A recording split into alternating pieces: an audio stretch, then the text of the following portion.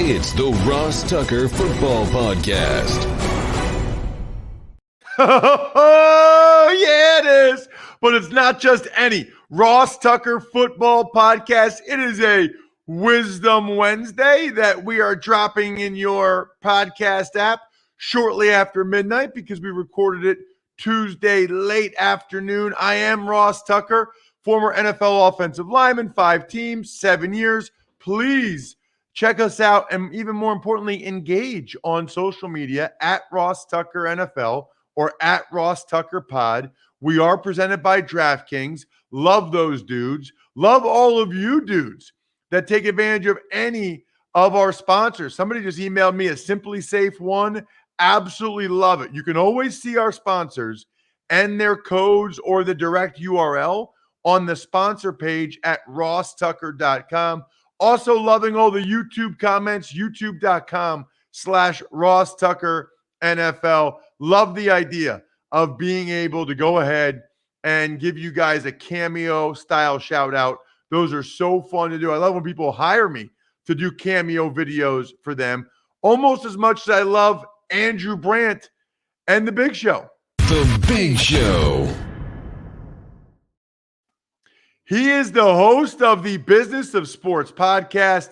He literally seems to be everywhere all the time. The Business of Sports is amazing. Andrew joins us here on the Ross Tucker Football Podcast pretty much every other week. So make sure you are subscribing to the Business of Sports so you can get Andrew's take every week because he had a bunch of things last week.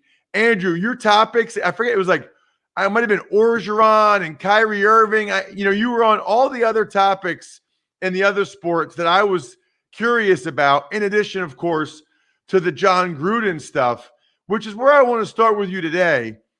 We've had a lot of time now to sort of digest it, everything that went down, everything that happened, which I think sometimes is good. Now, then you had the Jeff Pash emails came out. Then you had the NFL Friday night telling the AP there aren't any other bad emails. Blank canvas, my friend. Hit me with it. Okay. We haven't talked about it. It's really the NFL operating in a way that things happen for a reason. It's just what is the reason and who's behind it. So there's a trove of emails. And just to be clear, Ross, these emails are not from the Washington Football Club investigation into the toxic workplace, the sexual harassment. They're actually from a lawsuit that's a defamation lawsuit that started in, I know it sounds weird, India against Daniel Snyder, who found it helpful to bring in as someone against him, Bruce Allen, the former team president. And the trove of emails, allegedly, again, we don't know what to believe, is all between Bruce Allen and everyone else that he communicated with. Seems like a lot of emails for one guy, but that's the deal here. So that's where they're from. So the question I raised last week is still one I have today, which is how does this voluminous trove of emails only ensnare John Gruden? Now, again, none of this is to have in any way say other than his emails were vile, repugnant. That's not debate. Okay, that they're bad. But why him? Somebody wanted to throw him under the bus. There's the DeMaurice Smith aspect of it, where racist emails towards him come out the day before he is up for re-election with the NFL player reps, a re-election he won by the minimum number of votes. Maybe one or two of those votes was a empathy vote for what he endured from those emails that came out the night before. And what we've seen is sort of this, okay, who really wanted DeMaurice Smith to keep his job? Who really wanted John Gruden to lose his job? Who wanted to divert this from something else, probably more about the workplace culture of the Washington team? So that's where my head goes. I don't know who's behind this. I don't know. But it seems like those three purposes were in mind when their leaks happened 10 days ago. I saw someone describe it as a hit job, Andrew, that that somebody at the NFL called in a hit and said, we want to take out John Gruden. Is that fair? So funny because you say that, Ross, because I've gotten so many tweetbacks and even emails reaching out to me using the word mafia. It just seems to be a word that's being used about the NFL owners, that they wanted this to happen. I'm not saying it's from an owner. I mean, I think, it could be an NFL executive, it could be an NFLPA executive, it could be a lawyer that's sitting on all this documentation and decides people need to know about this guy Gruden. So I don't know where it's coming from, but you just mentioned what you heard from someone that seems to be a popular sentiment. And the whole thing about the NFL ownership is we sort of feel like they do what they want, right? And they wanted Gruden out. The other part of this, Ross, I don't think Mark Davis wanted Gruden out because, of course, he fired him. Don't believe it's a resignation, of course. And then he was asked in the media about it. He said, ask the NFL. So it told me that maybe he didn't want him out, but somebody, some force, whether it's ownership, commissioner, league, combination, wanted Gruden out. And what happened with the Washington football team? Well, that investigation is actually over. They had a $10 million fine, and they transferred operations from the owner to his wife, Tanya Snyder. But it just seems like they're skating some on this, even with everything going on. Do you think there will be any more fallout, Andrew? I mean, it seems like whatever the emails were that Jeff Pash was involved in, that kind of died down pretty quickly. There wasn't nearly the same discussion about that. Maybe it's because a lot of people don't even know who Jeff Pash is. Will there be any more fallout in any way about these emails? Yeah, you really hit on something because I think this is where I can bring some value here. The emails between Allen and Jeff Pash, the league's top lawyer, don't really surprise me. They really don't, because this is how the sausage is made. I mean, this is the seamy underbelly of working in the NFL. Every team executive, including me, now I didn't do it in this way, but including me, is trying to have good relationships with the league office and, in some ways, I wasn't good at this, be political and have better relationships in the league office than other teams. I think Daniel Snyder hired Bruce Allen, who is a master politician, whose brother was a senator, whose father was the Redskins coach, and wanted his political influence in the league with people like Jeff Pash. And those emails show that. So that did not surprise me. Is it seamy? Yes. Is it dirty? A little bit. Is it not something that they want out in the open? Of course. But that's how it's sausage is made in the NFL. It's all these political relationships, and every team's trying to get an edge over every other team, not only on the field, but with the powers that be. And Pash is certainly a power that be in the NFL.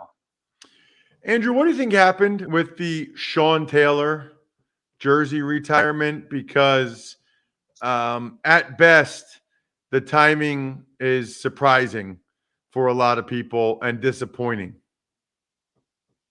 And at worst, it's a total diversion at the expense of the Taylor family. I don't know about this one. I mean, I'm going to admit to a little bit of bias here because I've had Jason Wright, the new president of the Washington football team, on the podcast, the Business Sports Podcast, found him to be bright and found him to be a light for that team that I think is doing the right thing. But it's hard to defend this one. It just came out late. It seemed hairy. The photos are embarrassing in front of porta potties, etc. So you're right. At best, sort of a bad execution. At worst, trying to divert from this other story at the, what I say, at the expense of the Taylor family. Got it. Some other things I wanted to get into with you. Some are NFL related, some aren't. I guess a couple that are NFL related. TJ Watt, Andrew, highest paid defensive player in the NFL. The other night, Sunday night. He was the difference in the outcome of that game with the late sack to knock him out of field goal range. Then he has the strip sack. I guess I'm curious. I feel like there's only a handful of guys that really make the difference between winning and losing most of the time, and that those are the guys that you pay. Did you look at it that way? Did you guys ever talk about that? Like, this is a difference-making player, Yeah. and we need to pay him whatever to make sure he stays. Yeah, I think you have to look at that. And, I think analytics can apply to finance as well. I mean, analytics is everywhere, but we didn't call it that. But you look at bang for the buck with payments, and, just think of it in these terms. Running back, which is the lowest value position, how much paying a running back 10 million a year versus paying a running back 2 million a year? How much pop are you getting in that difference making? Whereas a pass rusher, a left tackle, a shutdown corner, a 15 million a year versus a 2 million a year is a huge difference. Huge. So I look at it that way. I look at the draft that way, Ross. I think if you're taking a top pick in the draft, it's got to be a premium position. It's got to be quarterback, left tackle, pass rusher, shutdown corner. And I to divert, I said this about when the Giants picked Saquon Barkley. He'll probably be rookie of the year, and it'll be a bad pick, right? Because it's a low value position. And I feel that way a little bit about what the Atlanta Falcons did this year. Pitts has no margin for error. You take a tight end at the 4th pick overall, he better be all pro. And if he's not, it's a bad pick.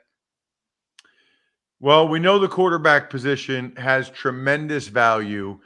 I couldn't help but watching those games Sunday, Andrew, and seeing Tua Tagovailoa play okay, had a really bad interception, played pretty well other than that, I'd say, though. But the Dolphins lose to the lowly Jags, their 5th straight loss. Then I see Sam Darnold with 3 more turnovers as the Panthers lose as well. We've heard all the rumors about the owners for those teams. David Tepper of the Panthers, Stephen Ross of the Dolphins.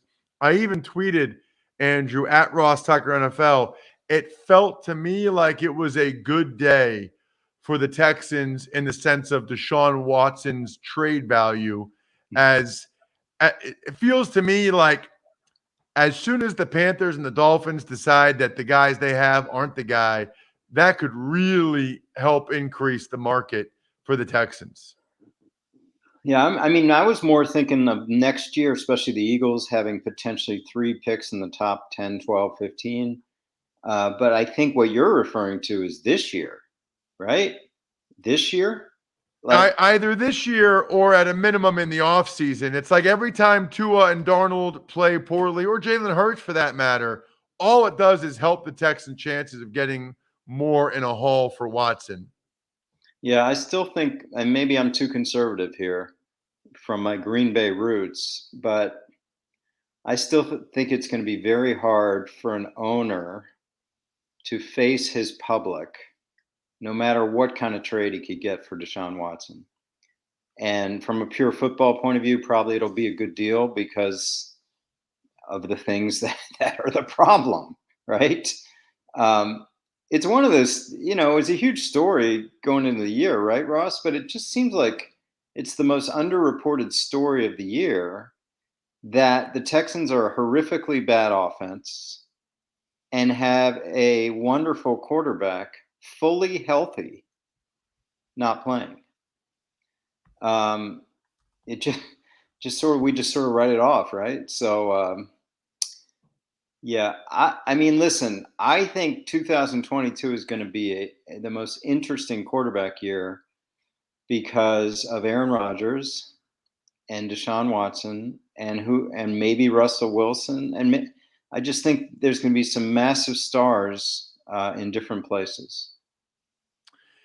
Lastly, Andrew, a couple other situations that I know you might touch on this week on the business of sports, but Nick Rolovich, the Washington State head football coach, gets fired because there's a mandate for state employees in Washington to be vaccinated. He won't do it. And then you've got Ben Simmons on Tuesday, getting kicked out of practice and suspended for not participating in a drill. We've got some very interesting situations going on here, Andrew, in the business of sports.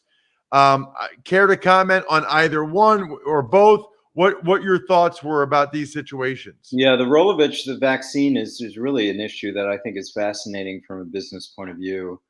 Washington State and Washington State University has a mandate for vaccines. And listen, I'm at Villanova, see here, and I'm mandated for vaccine in order to teach there. He had, as I understand it, he got a medical exemption or religious exemption. I'm not sure which, but then it goes to a second tier at Washington State from the president to determine, even with that, should he be interacting with all these students? And of course, he interacted with dozens of students every day on the team, and they fired him. It came to a reckoning where he would not get vaccinated. They fired him. Now, the interesting part from the business and legal part of sports is they fired him with cause, meaning whatever hundreds of thousands or millions he has left on the contract, according to Washington State, they don't owe it. And you know my saying, there will be lawyers. But this goes to, I think, what's going on in the NFL and NBA with Kyrie, Ross. It's like, do you mandate? NBA and NFL have said, no, we're not mandating. We're making it tough for non-vaccinated, but we're not mandating. Colleges, businesses are mandating. And coaches are part of that. So I'm not sure how I feel about Rolovich. He had every chance to get vaccinated, and he chose not to. And I think he was well aware of the consequences. But of course, there will be lawyers. So on Simmons here in Philly, my kids, we're Sixers fans. My comment is this: when Simmons signed a 5-year deal 2 years ago, my sons, like, Dad, it's great, we got Simmons, and I'm like, I don't know, I don't know. He seems like a different cat, and here we go. He doesn't want to be here. So now we're in this hold-in situation, right, Ross? We talk about this in the NFL. He's holding in. He's being a pain in the butt, and he's obviously being sent home for the first game, and then it'll continue. But I know a little bit about Daryl Morey, the GM of the Sixers. He's a stubborn sort as well. And I think for Sixers fans, they have to know he's not going to make a bad deal. So even if, Simmons is being a pain, he's not going to make a bad deal. So he'll wait for the right deal. And I would think Simmons stays home a while here. Now, if he shows up, they'll take him in if he's part of the team. But you've heard the comments today, Tuesday, where Joel Embiid says, we're not here to babysit. So that's not a good look. But advantage Sixers in that business situation. Check him out on social media at Andrew Brandt. Sign up for his Sunday newsletter. It's excellent. Read his column. And most importantly, subscribe to the Business of Sports podcast. Thank you, Andrew. Thanks, Ross. And thank you, Manly Bands. Manly Bands is here to rescue you from an otherwise hellish band buying experience. First of all, October is the #1 month for people getting married. So if you don't have your wedding band yet, make sure you go to Manly Bands. Secondly, if you're like me and you just want a second band that you can have and use, maybe it's for special occasions. Maybe your first band, like mine, is beat up from lifting weights, and mine absolutely is. They have all kinds of cool selections and materials: gold, wood, antler, steel, dinosaur bone, even the meteorites that killed them. Mine is steel. Mine very similar to my original one. I like it. I don't need one to look a lot different. I just needed one that wasn't beat up. So while there's a 50% chance of your marriage working out, there's a 100% chance that you're going to love your wedding band. To order your Manly band and get 21% off plus a free silicone ring, go to manlybands.com/Ross. That's manlybands.com/Ross for 21% off. Manly Bands, the best darn rings, period. Tux Takes. Hey, Ross. Well, let's start today. We'll go team by team. We got 1, 2, 3, 4, 5 teams with different injuries, different news. We'll start with the Eagles and Lane Johnson back after missing 3 games for mental health reasons. Right. Let's hope he's okay. He talked about anxiety, depression. Um, Certainly, I have had anxiety when I was an NFL player, but not to the level that it was diagnosed. Anybody I've ever talked to in those situations, it is completely debilitating, and it must be. Lane Johnson, very physically, mentally tough, must have been in a very, very bad place to not be able to play for those 3 games. Glad he's back. Hopefully, he's feeling better and can stay that way. Tux Takes. On to the Cleveland Browns, where running back Kareem Hunt and linebacker Jeremiah Owusu-Koramoah are going to be out at least a month. And let's talk about Baker Mayfield and a second MRI. Right. Now, Baker said that his labrum in his left shoulder is already totally torn. So it's already totally torn. He's going to have it operated on after the season. Says he wants to play Thursday night. Says he's going to play Thursday night. What I think is interesting is if he struggles, if he doesn't play well, at what point do the Browns say, you know what, let's see what Case Keenum, a healthy Case Keenum, can do? I don't know the answer to that, but I find that interesting. Going to be a tough battle for Baker Mayfield Thursday night without Hunt or Chubb or Landry. Tux Takes. Let's go to the Minnesota Vikings, where cornerback Patrick Peterson goes on IR with the Vikings with a hamstring injury.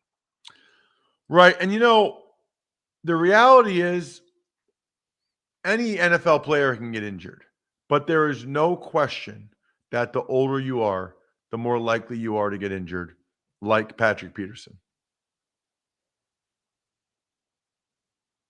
Tux Takes. Houston Texans release edge rusher Whitney Merciless. He has been with the team for 10 years.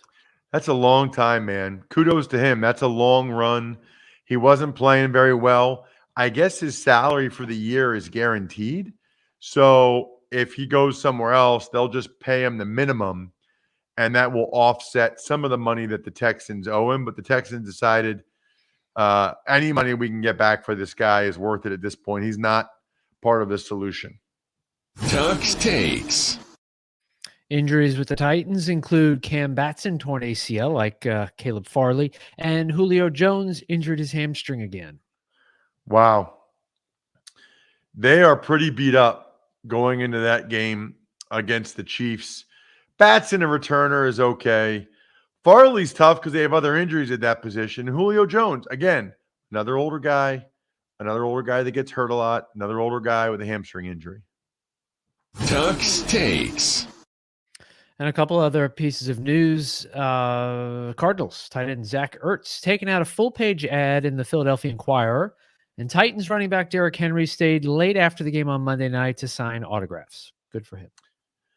Yeah, we don't talk about stuff like this that often. I love things like this. Absolutely love things like this. Zach Ertz is exactly what you're hoping for when you draft a professional football player on and off the field. Classy through and through. Smart move to take out that full-page ad in the Inquirer. Derrick Henry, after all he did the other night, 20 minutes later, still in his helmet and shoulder pads, comes back out after midnight, sign autographs to the people that are still there. I love stuff like that. You realize, I got text messages from my buddies about the Ertz thing, and then the Henry autograph. Like that's a lifelong memory for someone. The power that you have in those situations when you're a guy like Derrick Henry, it's unfathomable. Speaking of that, by the way, Ronnie Stanley, this just came up while we were doing this, Bri. Left tackle for the Ravens. He's done for the year. He's going to go on IR and have ankle surgery, which is a bummer because they got a legit team. They got a team that has a chance to go to the Super Bowl. So it is a bummer that he's not going to be able to be a part of it moving forward, unfortunately. They could use him, but it's probably the right move for him and them since he already got that contract. Speaking of the right moves, overcoming the odds, rewriting the playbook, delivering under pressure. The MVPs of small business lead their teams to victory all year long. Visa is proud to provide playmakers everywhere with more tools to help grow their business and help them achieve even greater success. Because the more people we can empower, the more we all win.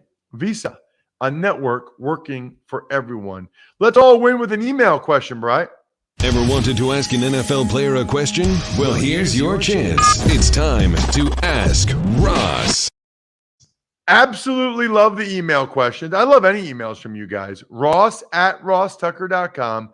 If you want to make sure I read and respond to your question on the show, make sure you take advantage of any of our sponsors that you hear on any of the shows or that you see on the sponsor tab at rosstucker.com.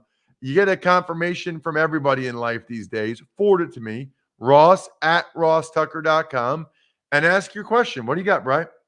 So the question today comes from Chris Roby. Hey, Ross, my question, do you think Derek Carr or Kyler Murray are going to remain one of the top quarterbacks this year? Which one?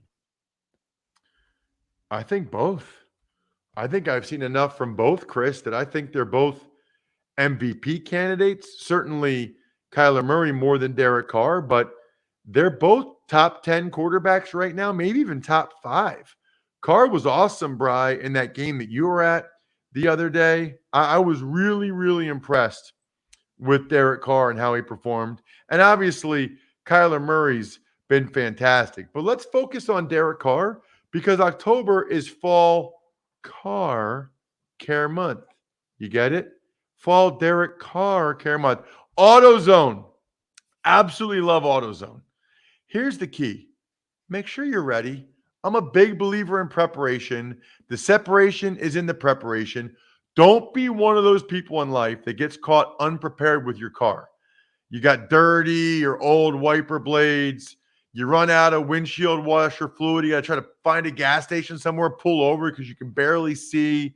Your lights are so dull that you can't see at night that well. No.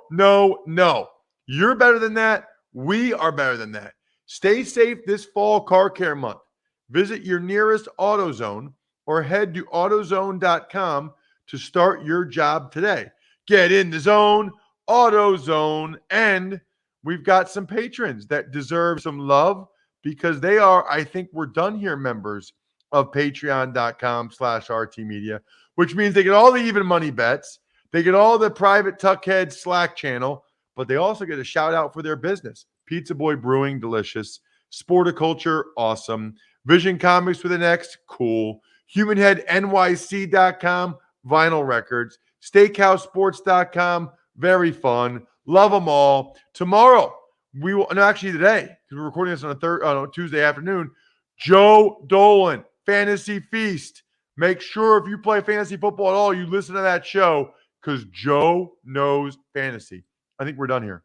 Thanks for listening to the Ross Tucker Football Podcast. Make sure to also subscribe to the Fantasy Feast, Even Money, Business of Sport, and College Draft. All available at Apple Podcasts, rosstucker.com, or wherever podcasts can be found. A lot of times on the show, I mentioned DraftKings. Here's what you need to know. You got to be 21 or older, New Jersey, Indiana, or Pennsylvania only. New customers only. Restrictions apply. See DraftKings.com/sportsbook for details. Gambling problem, call 1-800-GAMBLER, or in Indiana, 1-800-9-WITH-IT. By the way, if what I was talking about included a deposit bonus, doesn't always, sometimes it does. Deposit bonus requires 25 times playthrough, and deposit bonuses are paid out in site credit.